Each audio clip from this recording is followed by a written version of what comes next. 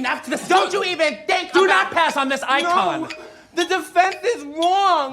No, the defense is wrong. No, the defense is wrong. And Joe Pesci, how do you know? And she goes, I'm positive. I'm positive. Penelope Cruz? Oh, my biological clock is ticking like this. And the way this case is going, I ain't never getting married. The deer with the little bill, bam! The bullet hit you in the head. Oh my! I almost respect you for saying who is this? In the bedroom nominee. Laura Dern? Oh, yeah, we get it. You're gay. Seriously? You couldn't get Marissa Tomei, but you got Alicia Vikander? I told you I didn't want to play. That's actually the problem with Hollywood. It's people like you who forget about Marissa Tomei, but they remember Alicia Vikander. I mean, she was really great in Ex Machina. You need to stay out of this, you.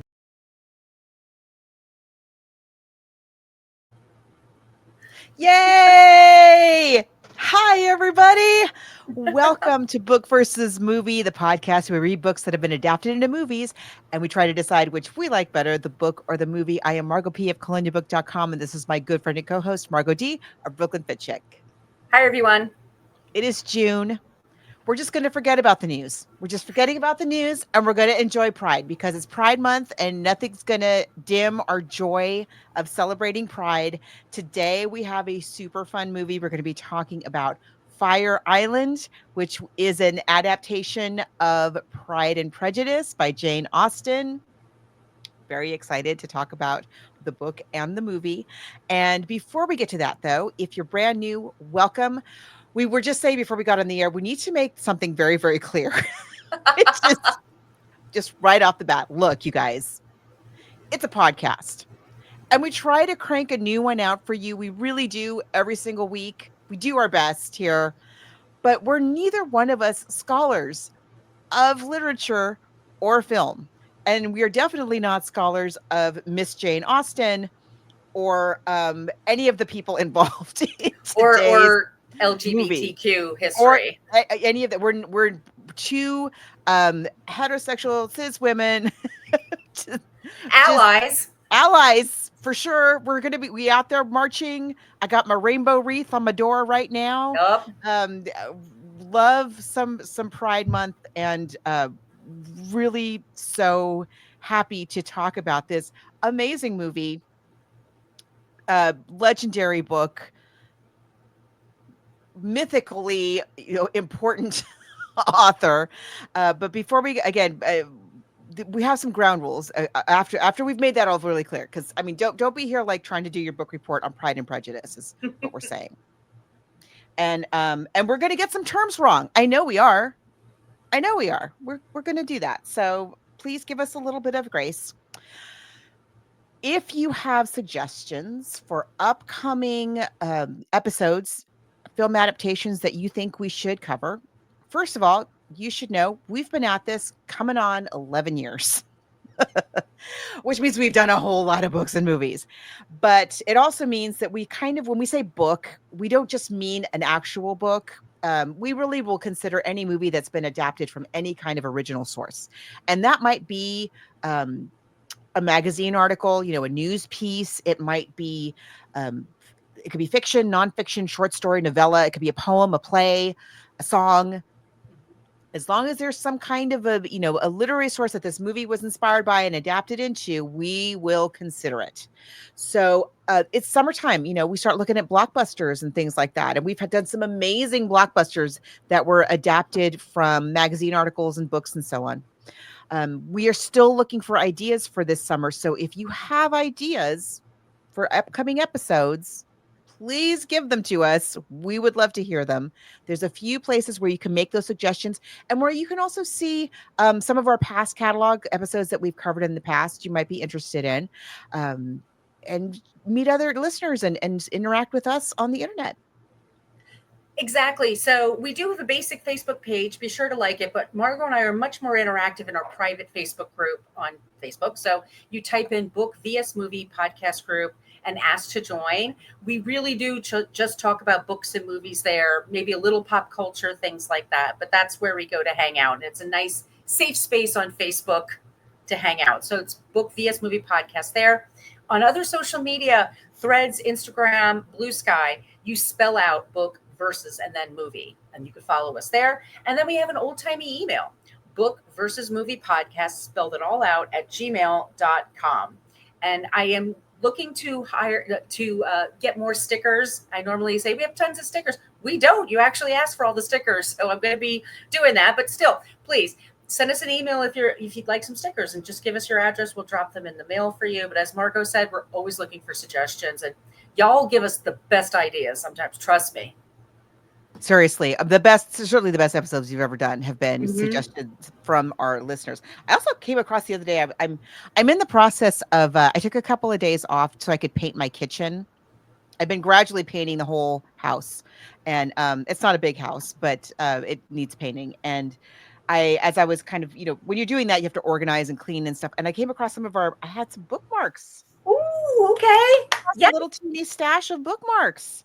So I have those as well. Yeah, we just are so glad that you're here and hanging with us. It's a really nice group on Facebook. Again, terrific suggestions, just a fun group of people, a very nice little corner of a very yucky place. Yes, and our super fan Thaddeus actually puts up 2 posts on there and keeps it going. Thank God for Thaddeus. So he puts a list there of the shows we've done in the past, and then a list of ideas people have for the future. Awesome. Yeah. So great place to check out. If you want to support us further, or if you are looking for, again, we've been at this a long time. A lot of our older episodes, you're not going to be able to find on your Apple Podcasts or Spotify's, or they just don't, they're too old. So we have them available for you to check out. And also other little bonus material that you can see if you support us on Patreon. Yes, Patreon, look up Book versus Movie Podcast. We have about 8 years worth of shows there. We're taking everything from 2022 and then previous to that. But we also, the super old episodes, as we like to say, are free. And we also, all the clips you see today, if they get all jumbled up on YouTube, we post them there on Patreon for free. So you can sign up for free on Patreon. But if you do sign up and pay, thank you so much. We really appreciate it. We just use for the cost of the show to put together, and the books and the movies. But yeah, that's a great place to check out as well. And people have been doing that, Margot. They've been signing up for free, but then just checking out like what we have going on. And then sometimes like, ooh, there's some good stuff here. I better put a few bucks into it. So thank you. That's so nice. We really appreciate that. Yeah, go check out some of our older episodes on there. There's a lot. I might redo one, Oh my gosh. The other day I was looking over Thaddeus's list, and I don't know how he got, I just can't even say how grateful we are. There is a complete list of our previous episodes, things I completely forgot about. And things that maybe we should do a revisit, but we'll let you all decide. You can see the list there in the Facebook group, and you let us know if there's something that you'd like us to cover again. This is an author. So let's get into it. This is an author that we talked about before. Yes. But it's been a while. We talked about Miss Jane Austen when we talked about Clueless. Right. Which is based on Emma. Yes. But here's just to give you an idea. If you go to Wikipedia, okay, as we are wont to do around here, you go to Wikipedia and you simply type into the search box, Jane. The very first thing that comes up after the name Jane, which is a very, very common name, is Jane Austen.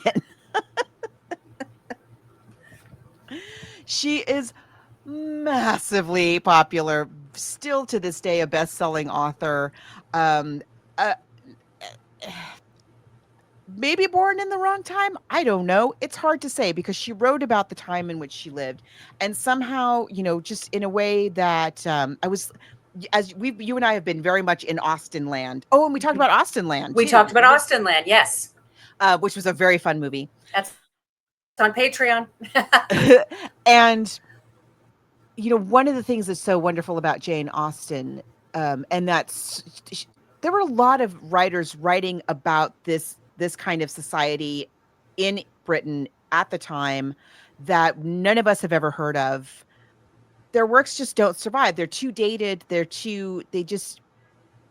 don't have just the sharpness, the wit, the really astute social lens that Jane Austen had. I mean, it blows my mind whenever I go back to her work. I cannot believe how it's so funny, but the things that she points out in society that are still so relevant today. And there have been many adaptations, as I'm sure, are aware, not only of her work in general, but specifically of this work that we're going to talk about today. But let's just kind of give some of the broad strokes about Jane Austen's life. And I want to recommend, again, we talked earlier this year when we did Mysteries in May, or last month. It just seems like 6 months ago. A month ago? It was last month. Last month, we spent the whole month talking about Agatha Christie. And I recommended Lucy Worsley's excellent biography of Agatha Christie, which again, I'm going to say is a must read. And that is called, it's called like Agatha Christie, an Elusive Woman. She also has a wonderful book on Jane Austen. Oh, wow. Lucy Worsley is one of my favorite historians, and it's called Jane Austen at Home, a biography, and it tells her story through all of the places that she lived throughout her life, which is a Wow. really interesting way of looking at it, because one of the unusual things about Jane Austen is that with the ups and downs of her family and fortune, she had to move around like a lot, like more than most women her age would have done in her day. And so it's a great there's a documentary that goes with it. It's a great documentary, and the book I cannot recommend enough. The book is wonderful. That's Jane Austen at Home by Lucy Worsley. But again, let's just hit the broad strokes here. She's one of 8 children, was it? 6? Yes.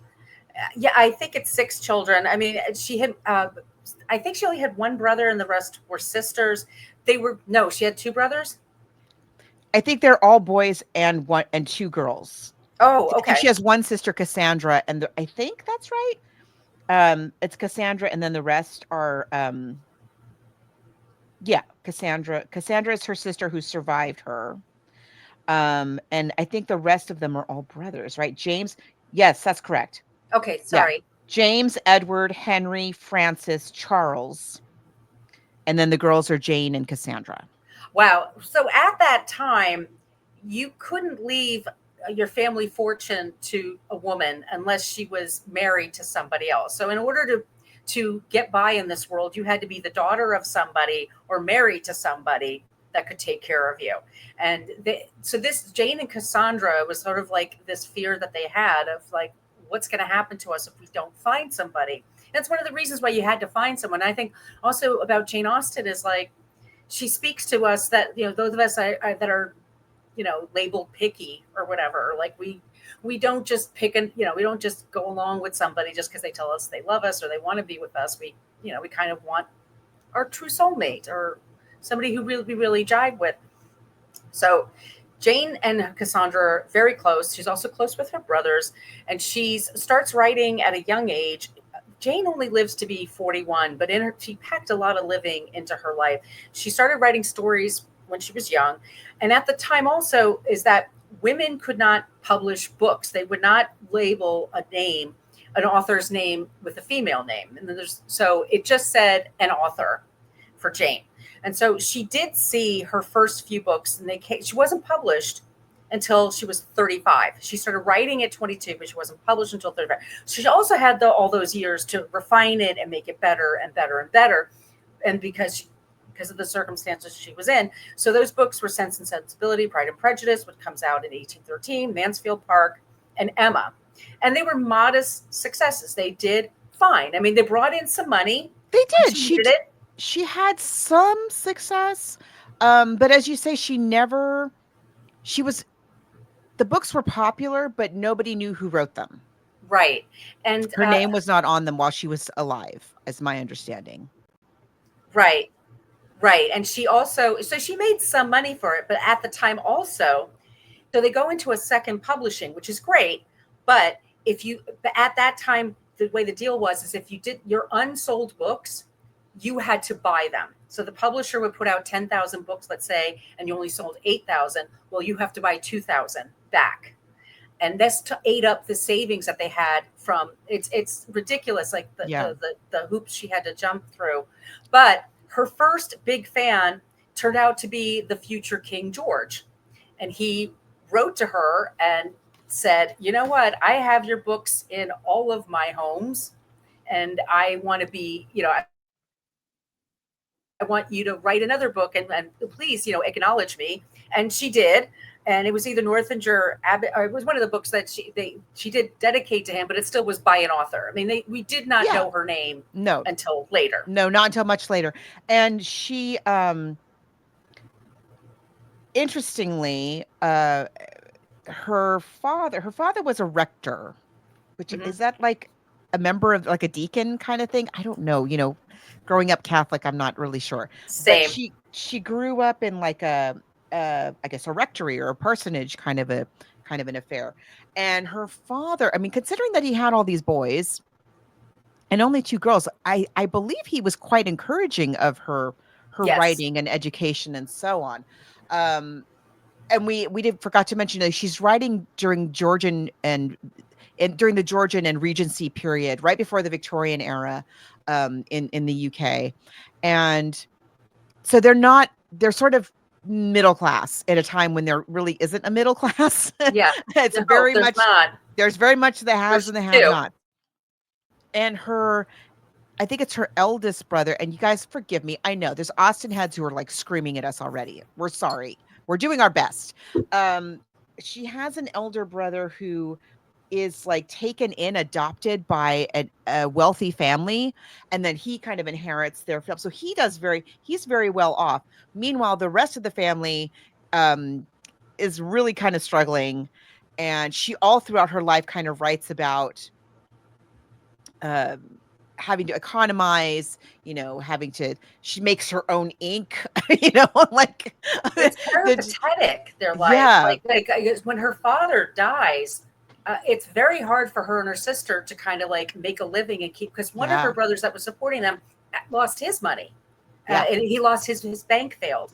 So then she was living, they were living on the kindness of strangers. They were, basically we would call it couch surfing nowadays, but went from home to home to home until finally her other brother was able to buy them a house in Cheltenham. I forget the name of the town, but she had her heart broken when she was young. And it was because her family didn't have the money, and the person she loved, his family said, you can't marry her. She's not for the right people, not our kind here, I guess you would say. So she's somebody who, peripatetic like that. And also at one point, they grew up in Stevington, Hampshire, England, and then they went to Bath for a few years. Yes, and when they went to Bath, she didn't write at all. She was terribly depressed. Either she was terribly, or maybe she was sick, but she didn't write. She was also sick. Yes, I believe at the time. Yeah. Right. And eventually she does die, but it's in 1817. She's 41 years old. It could have been arsenic poisoning. It could have been Addison's disease. She was starting to lose her sight. It's very sad. I mean, her sister took care of her the last few months of her life, and there was just only so much they could do. It was now when she passed away, her sister burned about 1,000 letters that they had written back and forth. So we don't have all of the correspondence that she had with her close circle of people. So there are just certain things about Jane Austen we don't know. And that's also, I think, a part of her mystery. It's a part of her allure, is we kind of like want to fill in the gaps of who was this person who wrote these amazing things. Like, people are still discovering her reading now. And I mean, there's kids who like, this is on their syllabus, and they're like, oh, it's an old book. And then they start reading and they're like, oh my God, this is amazing. It's such a page turner. Yeah. It's a page turner, right? I remember reading Emma in high school, and I was like, oh boy, what's this? And then sobbing. Like, it's exceptional writing.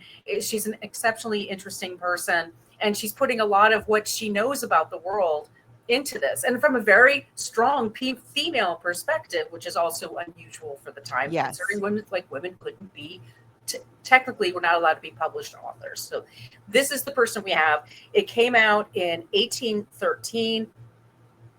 Let's talk about it. Okay, Pride and Prejudice. Oh, that's goodness. all. That's just Pride and Prejudice. That's all. Oh my, I don't even know where to begin. Let me just bring it up here on my The Bennet family. It's the Bennet family, and the Bennet family is something that's just part of our culture now. I mean, people talk all the time about Mrs. Bennet, and you say, "Oh, she's like a Lydia," and you immediately know what that means. That's a flighty, shallow kind of a person. Somebody who Mrs. Bennet is kind means well, but Mrs. Bennet.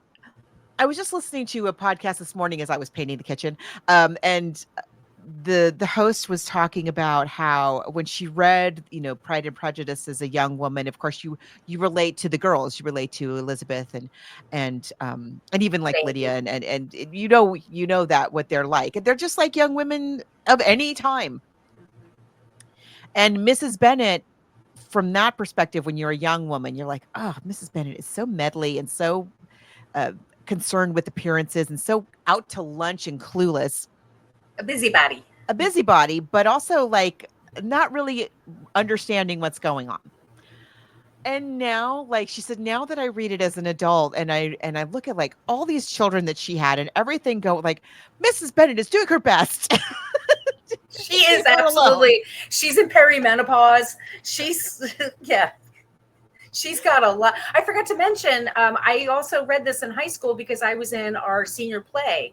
I played one of the Bennet daughters. Oh, you played one of the played Bennet girls. Mary, the goofy one, which Oh, my English teacher was very insulted on my behalf. I thought it was fine. I didn't care, but he's like, no, you I should love be Jane. Mary. I think Mary's a hoot. I'm totally fine with it. But yeah, so we have this family and very loving family.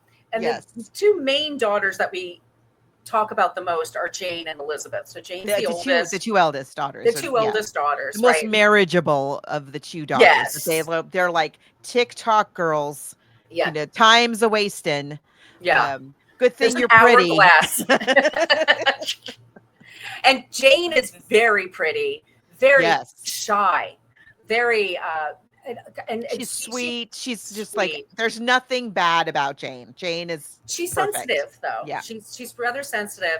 Elizabeth is smart and a little more ornery, and she has some standards. She has boundaries. She calls out stuff when she sees it, and so and then they let's talk about the other girls. So we have please. Mary, as you said. Mary's kind of goofy. She's awkward. She's at an awkward age. You have Kitty. Kitty also is a little bit what's the word I'm looking for? Kitty and Lydia, who are they're just like you have this kind of pairing of Jane and Elizabeth, the two eldest. They're very close. Jane and Elizabeth are super tight. That they have each other. They have a extremely close relationship. The two youngest, Lydia and Kitty, similarly, they're kind of always together, always getting up to hijinks together. And then you've got Mary, again, the awkward one, who's in the middle. She's right. She's the middle child.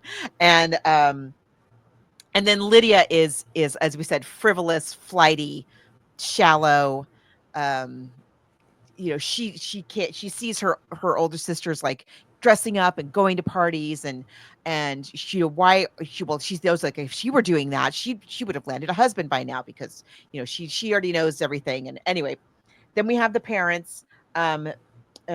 and Mrs. Bennet. Mrs. Bennet, as we said, is a bit of a busybody, very pushy. Like all the other adults in the novel have something to say about Mrs. Bennet and her pushiness. She's very, very pushy. And then Mr. Bennet, who is kind of henpecked, outnumbered. Yes, very much outnumbered. Just he's not even picking his battles anymore. He's kind of checked out. And just like Jane Austen's family, when her father is still alive, they're kind of struggling. They're sort of middle class in a society that doesn't really have a middle class. And so they're neither from one party, they're neither rich, nor are they exactly poor. But compared to the rich people, they're considered poor. Mm-hmm. And to the poor people, they're actually doing pretty well. Yeah, they have a servant or two, right? They have some help. The girls aren't like milking cows or anything. Oh, there's this account of of again, Jane Austen, like the amount of ups and downs that her family Yeah. experienced in her very short life. There's an account where they have a little bit of a little bit of livestock. One of the places where they're living, and she writes kind of in the household's accounts like, "Oh, we got a milkmaid. Oh, I'm so relieved we got a milkmaid," which suggests that Jane Austen was milking the cows, tending to the livestock herself. So they're not necessarily doing that. Um, and they're high enough in society and esteemed enough, just enough, to be invited to parties, society parties, to be invited among society people. And the elder daughters are at that age where they should be getting married off. But part of marriage in that society, marriages were very much kind of arranged. You were lucky if you loved each other or liked each other, but Mhm. that wasn't always a guarantee. It was more about the security of it. And the woman's family was also expected to bring, it was a joining of fortunes of property and so on, and woman being part of that. And so the woman was supposed to be bringing something to the transaction. These girls don't really have that. They don't have a lot of land and property and uh, uh an income, a yearly income like some of these society gals have. They have their beauty though, They have their beauty and their charm, which they have which is abundantly, which you is know, great. which is great. It is a good place to start. Now let's talk at this point. I think it's important before we move on to the other characters who are important here. The title, right? So the title is Pride and Prejudice. And it is a story of both of those things. Now, in this case, when we talk about Pride and Prejudice, we're talking about pride, I think, in the sense of the seven deadly sins, like pride comes before the fall, not as we're going to be talking about later on when we talk about the movie.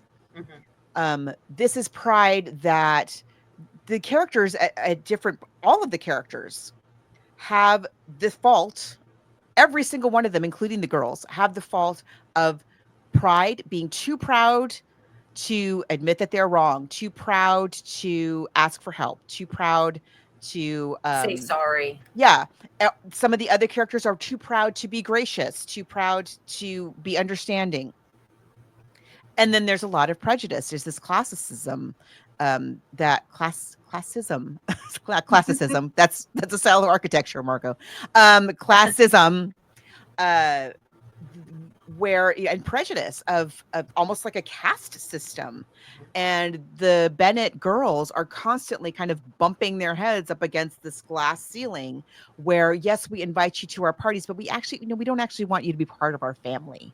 We don't like you that much. So it's something that every single character in this novel, and there are many of them, is saddled with, burdened with pride, their own pride, the pride of others, and their own prejudices and the prejudices of others. And every single person is struggling with that. So it's such a wonderful title is what I'm getting at. So then we have other characters. We have the Bingleys. We have Mr. Charles Bingley, who has a sister who's kind of snotty. Jane has kind of got a thing for Charles. We have Mr. Wickham, and Mr. Darcy. So there's all these young women, and then there's also these young men, because again, it's the age where people are pairing off. Mr. Darcy is kind of, seems he's a young guy. He's a young guy who seems like an old stodgy guy, He's very aloof is the word Yes. that you constantly see about Mr. Darcy. And he and Elizabeth had some sort of interaction that didn't go very well. It was a bad first impression on both Yeah. of their parts. And he has a sister who's, so he and his best friend, he's best friends with Mr. Bingley. Each of them have a sister. Then we have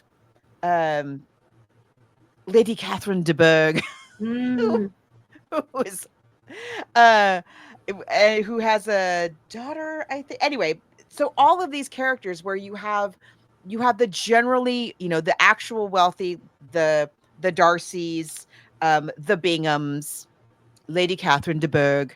You have this kind of, we're not sure, are we middle class or what are we exactly? You think we're poor, but then there's actual real poor people, the Bennets.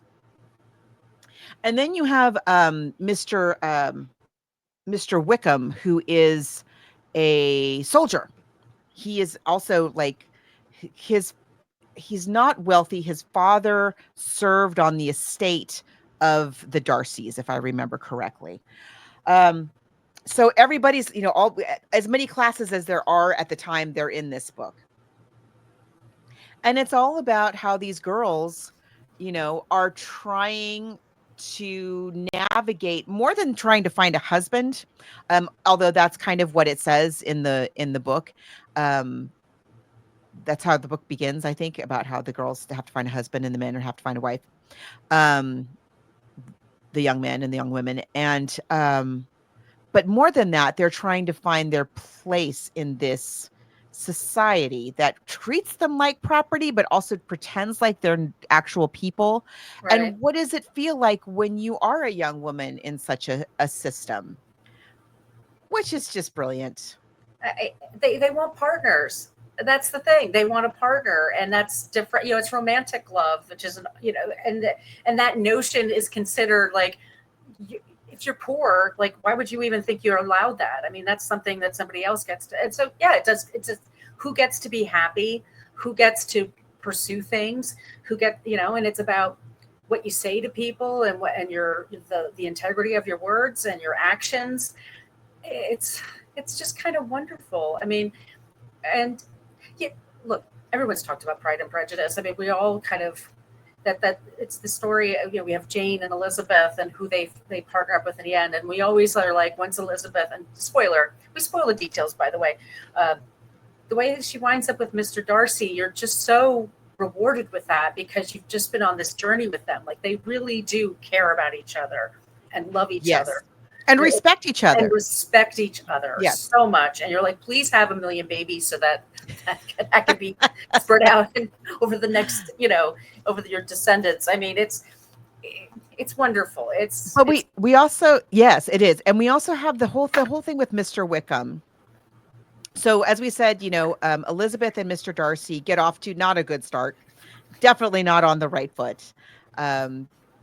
He's kind of a jerk and she's kind of a jerk. And, they got each other at a bad time. They're both proud. Their pride very much gets in their way and blinds them to how right they are for each other. And that makes a situation that's ripe for this interloper, Mr. Wickham, to swoop in. And he's dashing and handsome. He's a soldier and he's lavishing attention. He's love bombing Elizabeth, right? As we would say today. And she's kind of falling for him. She's like, oh, he's not such a stick in the mud like Mr. Darcy. And you see how young women are vulnerable to people like this who are definitely have an agenda, as we learn later. And Mr. Darcy really doesn't seem to like Mr. Wickham. And at first, Elizabeth's like, oh, all the more reason he's attractive. But of course, then he turns out to be a real terrible person who does some pretty serious damage to the Bennet family, the entire family, jeopardizing the future of everybody. And the solution is, the way it's resolved, and Mr. Darcy swoops in and saves the day. The way it's resolved is, I think, to a 21st century woman's point of view, or whoever's reading it in the 21st century, you do feel like, what do you mean Lydia has to be married to this guy now? Like, she needs to get away from him.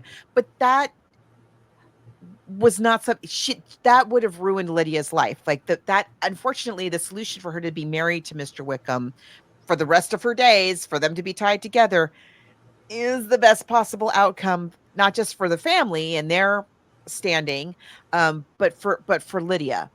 And she's such a flibbertigibbet that she never has any reason to believe that she's in any kind of a bad situation. Like she never realizes. Yeah, it's kind of good. She's not all that tethered to reality. And there have been, a number of adaptations of Pride and Prejudice. It's a story that they're universal themes and timeless themes. And so it's something that you see adapted and has popularity all over the globe. How many adaptations do we have here? We all, of course, you and I, for us, it's always going to be Colin Firth. Forever and ever. Forever and ever and ever. But let me see, how many adaptations are there? Let's see. The first one was done in 1938. It no longer exists. It was a television broadcast in 1938 produced by the BBC. Oh. There's the version with Laurence Olivier for a long time was the Mr. Darcy. And he starred in the film with Greer Garson as Elizabeth. And that was based on a stage version that was in 1940. Of course, there's the Keira Knightley, Matthew McFadden one, which is good, but I'm sorry, but after after Jennifer Elliott and Colin Firth, we're going to play a clip of them and you'll know what we're talking about. We'll play that one. There's another one in 1980 that was done by the BBC. I kind of remember that one. I think it was also for television. I think it was on PBS as well. Yeah, there's different, taking different parts of the story and adapting it into, there was a musical, of course. Just on and on and on. Web series, and there's a Brazilian soap opera based on Pride and Prejudice. And then the movie that we're going to talk about today. But before we should we play the Colin Firth now? Yes, please. Let's play it now, because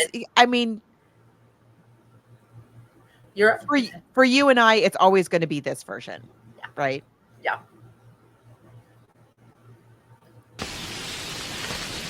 Mr. Darcy,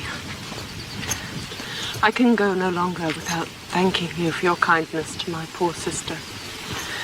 Ever since I have known of it, I have been most anxious to tell you how grateful I am for my family and for myself.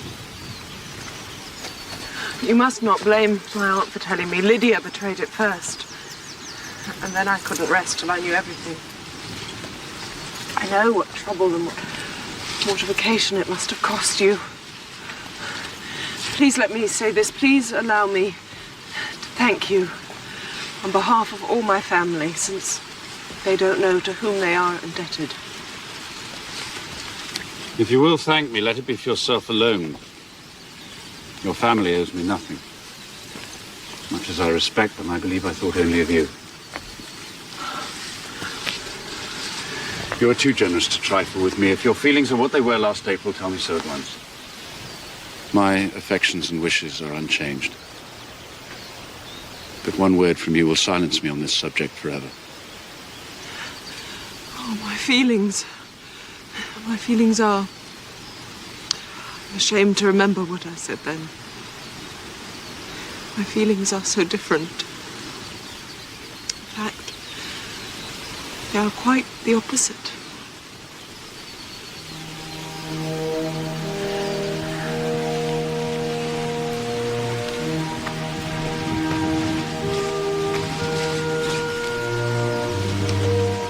Lady Catherine told me of her meeting with you. I may say that her disclosure had quite the opposite effect to the one she intended. It taught me to hope that I'd scarcely ever allowed myself to hope before. I knew that had you absolutely decided against me, you would have acknowledged it openly. Yes, you know enough of my frankness to believe me capable of that. After abusing you so abominably to your face, I could have no scruple in abusing you to all your relations. What did you say of me that I did not deserve? My behavior to you at the time was unpardonable. I can hardly think of it without abhorrence. Your reproof I shall never forget. Had you behaved in a more gentlemanlike manner, you know not how those words have tortured me. Not the smallest idea of their ever being taken in such a way. I can easily believe it. You thought me devoid of every proper feeling. I'm sure you did. turn of your countenance I shall never forget. You said that I could not have addressed you in any possible way that would induce you to accept me. Do not repeat what I said then. I've been a selfish being all my life. As a child, I was given good principles, but was left to follow them in pride and conceit. And such I might still have been, but for you. Dearest, loveliest Elizabeth.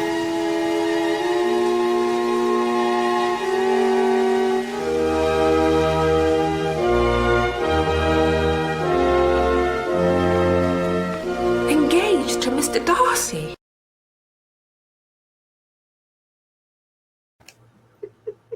I have something in my eye.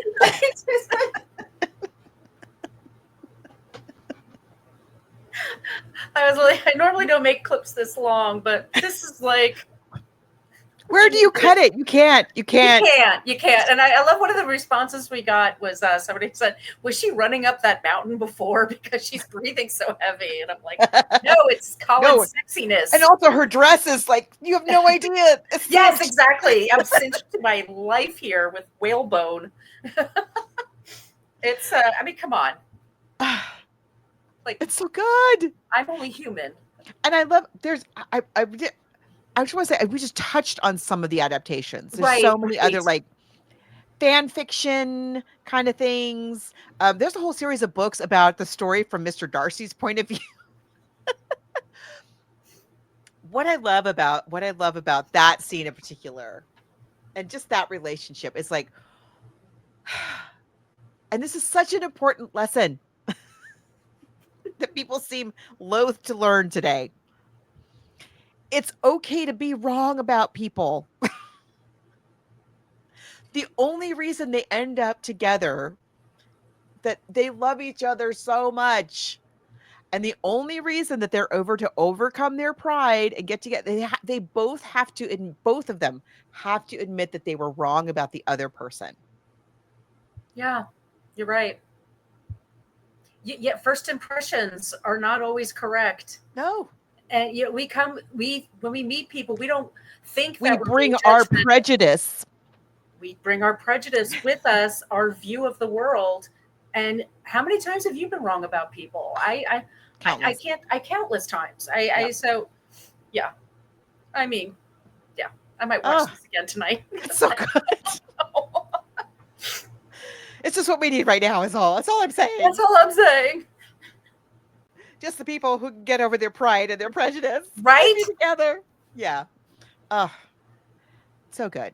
So good. I mean, you can see why people just love it and read it. And the other thing about Jane Austen is you can read and read and reread and you see something different every single time. Some new twist on a phrase, some new barb that you missed that somebody loved and somebody. It's such a classic. And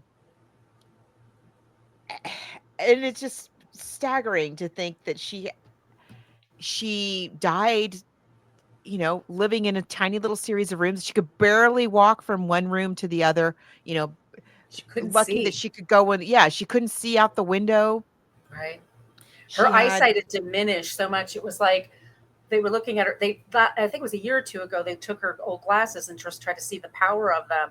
And it was like, because I'm blind as a bat, I'm always interested in these things. But she was like, it was like plus 175 lens, and then by the time she died, it was like plus 5 plus whatever. So it was like it dramatically dropped on top of all the physical ills that she had. I mean, she might have died of arsenic poisoning, like I said.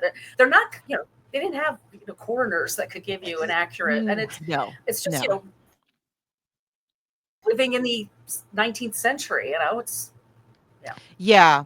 And she's buried in Winchester Cathedral. When she dies 18th of July, 1817, again at the age of 41.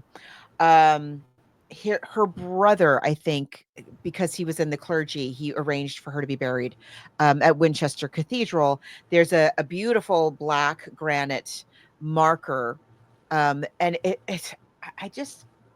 I want to see if I can read some of this. I just think it's so beautiful. Although you have to remember, so this is kind of at the time written at at the time. It says, in memory of Jane Austen, youngest daughter of the late Reverend George Austen. And it says a little bit about who he was. And it says, the benevolence of her heart, the sweetness of her temper, and the extraordinary endowments of her mind. That's as close as they get to saying that she was a writer. Obtained the regard of all who knew her, and the warmest love of her intimate connections. Their grief is in proportion to their affection. They know their loss to be irreparable, but in their deepest affliction, they are consoled by a firm, though humble hope that her charity, devotion, faith, and purity have rendered her soul acceptable in the fight of her Redeemer. Aw. I know. And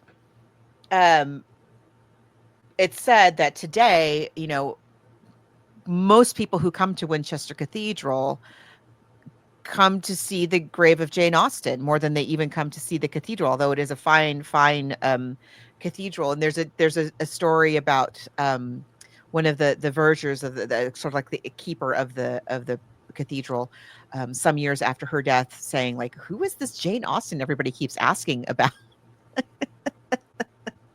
Because everybody was coming to see her final resting place as she became more and more famous after her death, and her name finally became attached to her works. Mm-hmm. Just such a, I mean, everything on that marker is true. But, a social critic on par with any of the finest in history, Mark Twain, or indeed Oscar Wilde, as we talked about. And maybe because of all her moving up and down the social ladder, that she got to see all these different characters and the way that their that system, what it did to people, is what makes her writing so enduring and so relevant today. I mean, it's still really super relevant. You think about today, in the age we have of social media and everybody like trying to create this image of themselves for others, and there is a class system there, and there are racial prejudices inherent in that system, and just really so genius. I mean, what else can you say? So we're going to look today at a very fun adaptation. Yes, we are. Very important work, Pride and Prejudice. Ladies and gentlemen, we're going to be talking about 2022's Fire Island. I think we have a clip of the. Yes. We have the trailer. Yes. We'll play the trailer right now. Oh, great. Yes. Okay, cool.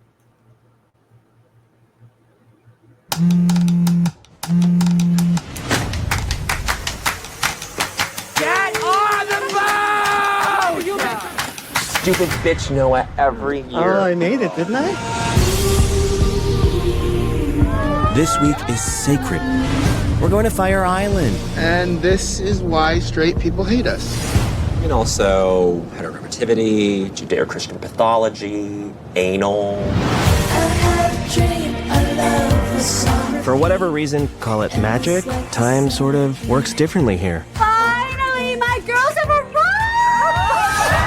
And that is our makeshift little family. We all met 10 years ago working at the same cursed brunch spot. Bottomless mimosas, bitches! Hey, Jackie Chan, hey, you got a refill here, bud? I can't believe you talked me into this again. I come here, I just feel terminally alone. Oh, are you all right? It's fine. It happens all the time. Do you want some whiskey? It would help with your knees. You can trust me, I'm a doctor. Do they have a house on the beach? Bro, we can't go over there. We are literal trash. Guys, excuse me? I think you may have the wrong house. Have you seen the way they're drinking? They're clearly using us for free liquor. Will, promise me you'll try to have a good time. Do not let these people think that they are better than us, because at the end of never mind. Okay, guys like that are ruining this island. Play harsh, Ty. I have never met somebody who has made it so clear that they think they're so superior than everybody else. I don't think I'm better than you. You think that if you're vulnerable for just 1 second, that it's all gonna come crashing down. Oh my god, my baby's drowning! I don't think I want to be implicated in this. DJ, stick it in! All you guys, you're like all I have. We're family. That means something to me. What are we gonna like hug and wrap this up? How does this end? Why don't we just get a little fucked up and dance? The defense is wrong. My biological clock is ticking like this. Penelope Cruz. Oh, bitch, who is this?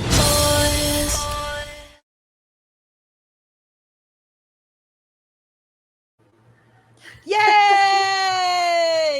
Yeah, this is for adults, by the way. So Yeah, not a family watch.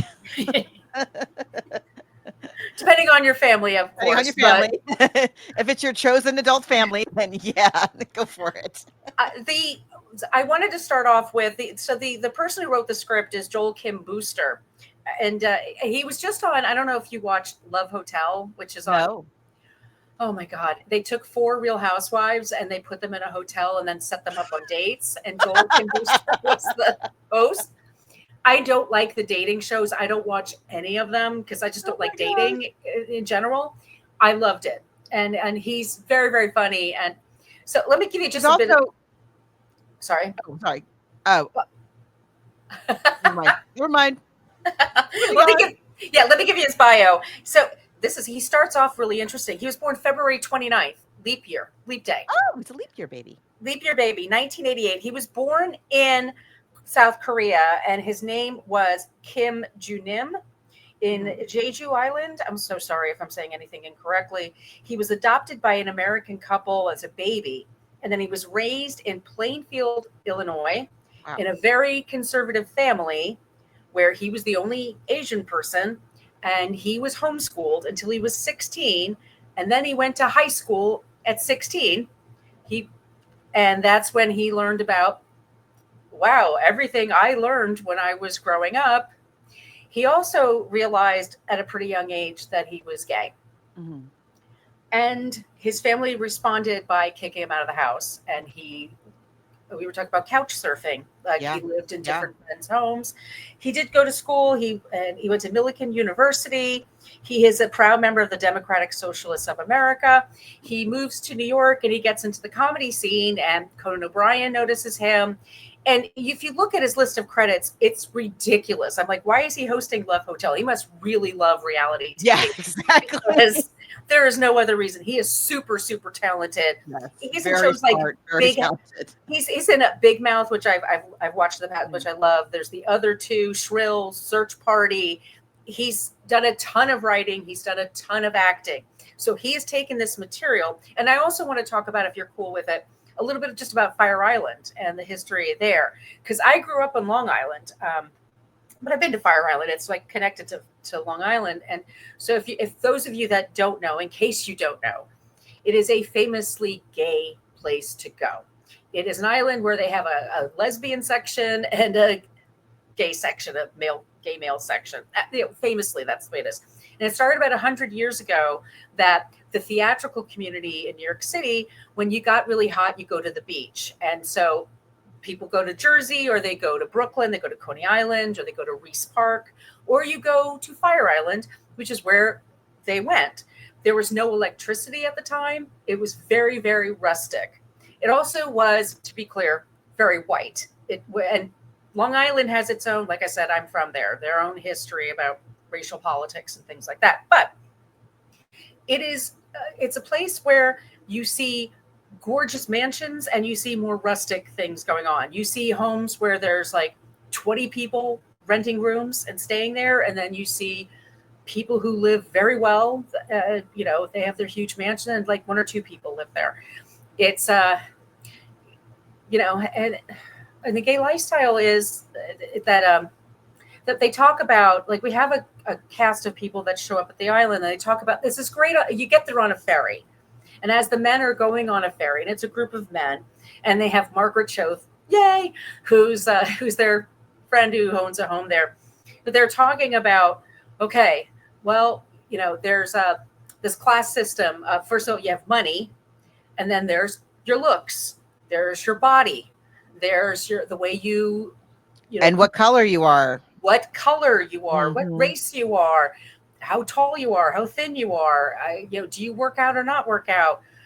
There's all these things, and they list it like no femmes, so nobody with any kind of feminine kind of, no fatty, no femmes, no fatties, no, like there's this whole, it's dating for everybody, there's competition, but also it's summer, so everywhere you go, people are wearing short shorts or budgie smugglers. I mean, it's kind of this bacchanal thing.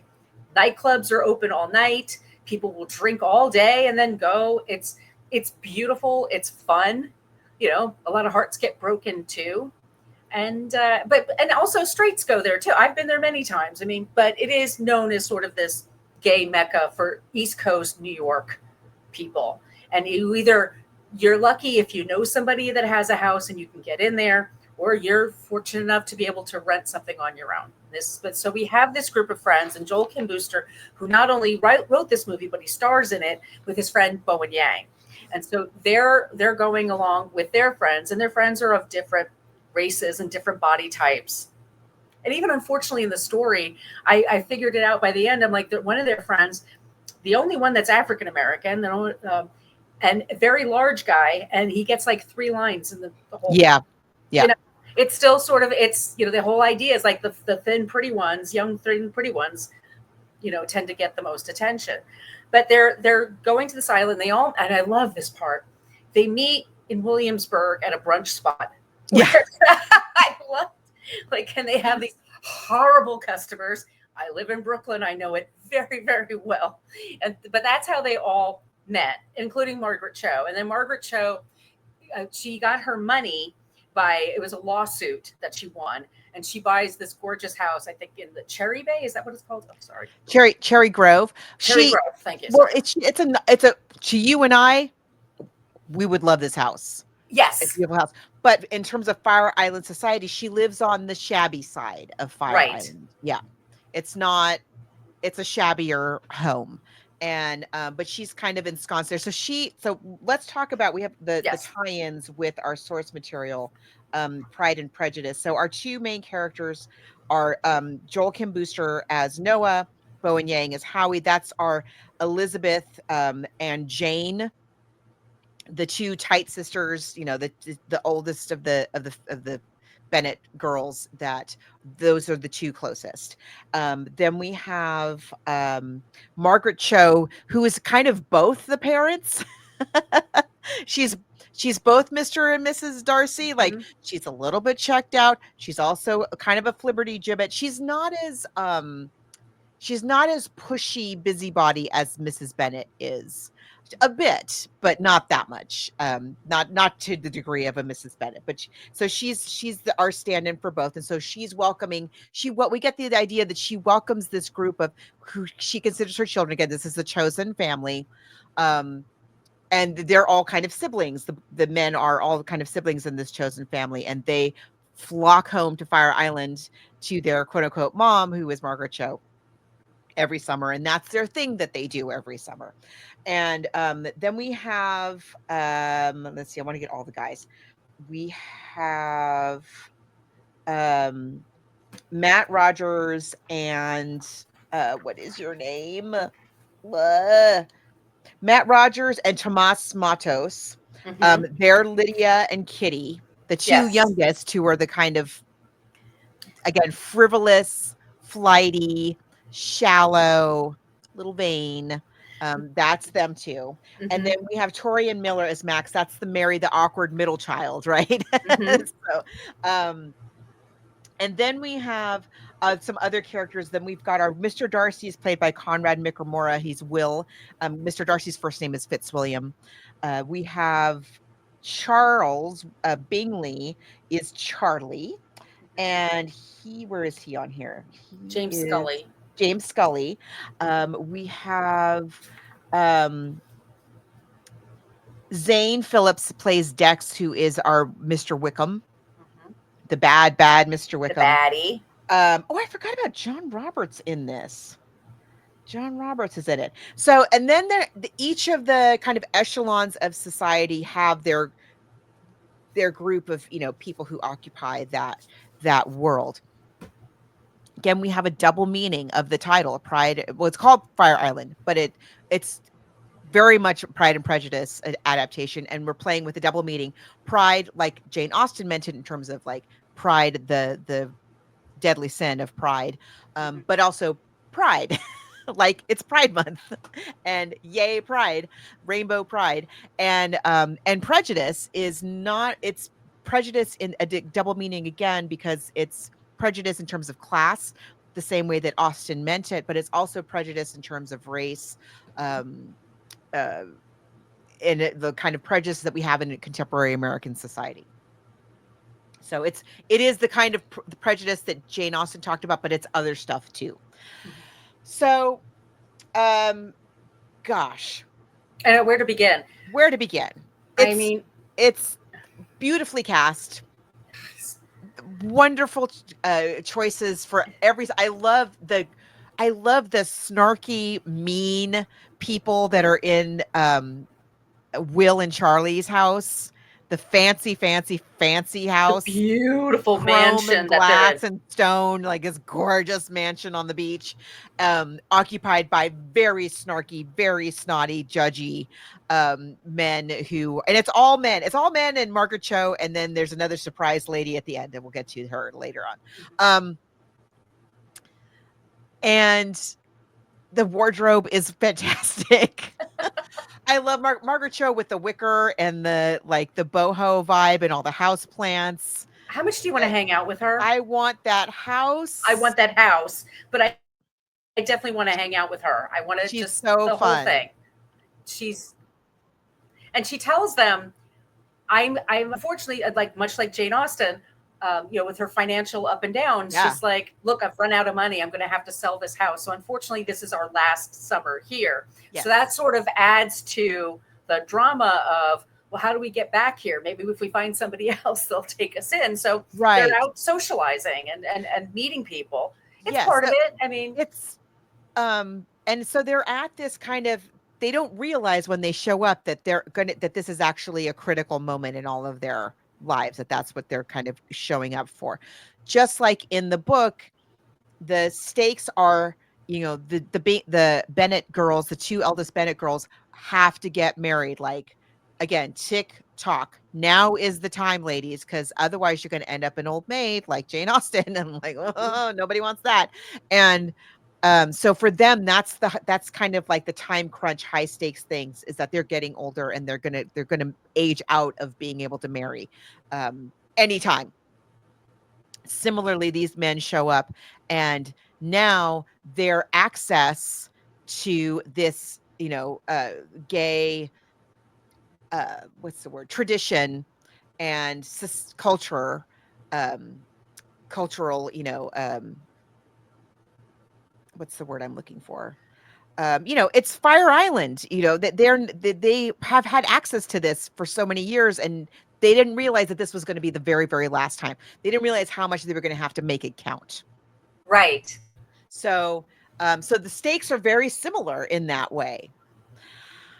And just like in the novel, Noah, who's Elizabeth, Noah overhears Mr. Darcy, Will be kind of a jerk. They meet each other at a point where they're not either of them at their best. And they both make snap judgments about each other. Should we play the first clip? Yeah. Okay, so it's I'm a doctor. Yeah. Unfortunately, we don't have a ton of clips today. I just didn't have them available, but we need to play you something so that you get an idea of this movie, and this is a good one to start with. Okay, here we go. Okay, somebody else has to go and get the drinks. What are we looking at? Aaron found that guy's Instagram. Okay, that's frightening. The movie's cool, though, because his friend turned out to be kind of a dud. Private Instagrams? Like, what's he hiding? We know his name is Charlie, and he's got a dog emoji and a plant emoji and a stethoscope emoji. What a riddle. Okay, we're gonna have to solve that later because it looks like they're leaving. What are you doing? Listen, trust me. Said that he was cute. It's fine. No, it's fine. What is your fucking problem? Whoa, are you all right? It's fine. It happens all the time. Does it really? Must have very strong bones. Just my knees, I guess. Oh God, that does not sound right. Sorry. Were you guys going? Because we were gonna catch the sunset. So weird. We were too. Oh, great. I'm Charlie, by the way. We know. What? Never mind. Just keep walking. Do you want some whiskey? It would help with your knees. You can trust me, I'm a doctor.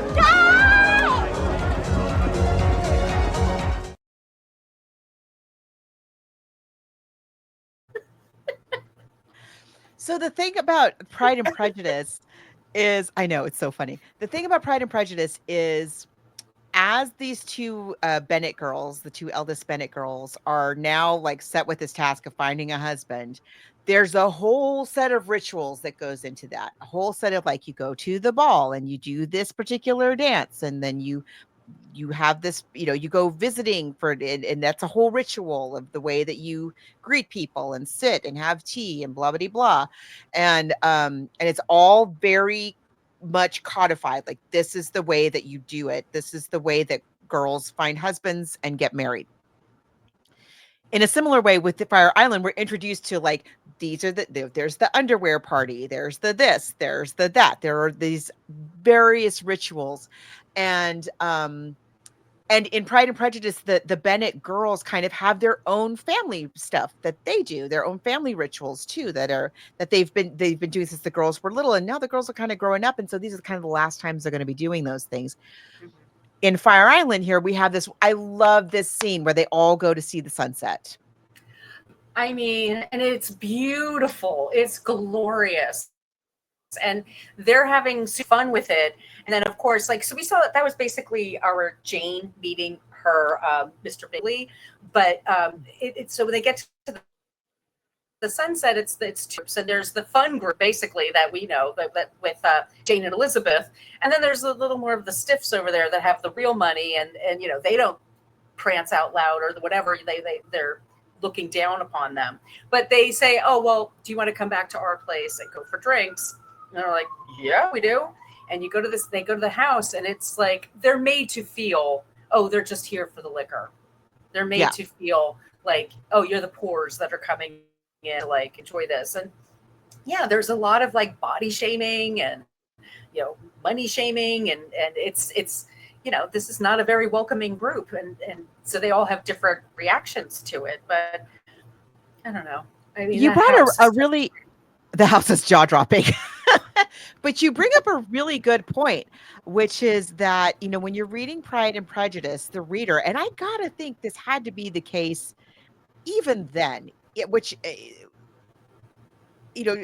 an audience who's reading it at the time, where your Mr. Darcy's, your Mr. Bingley's, like, this is what everybody's aspiring to be. But the Bennets are the fun ones. Yes, it's right? like Titanic.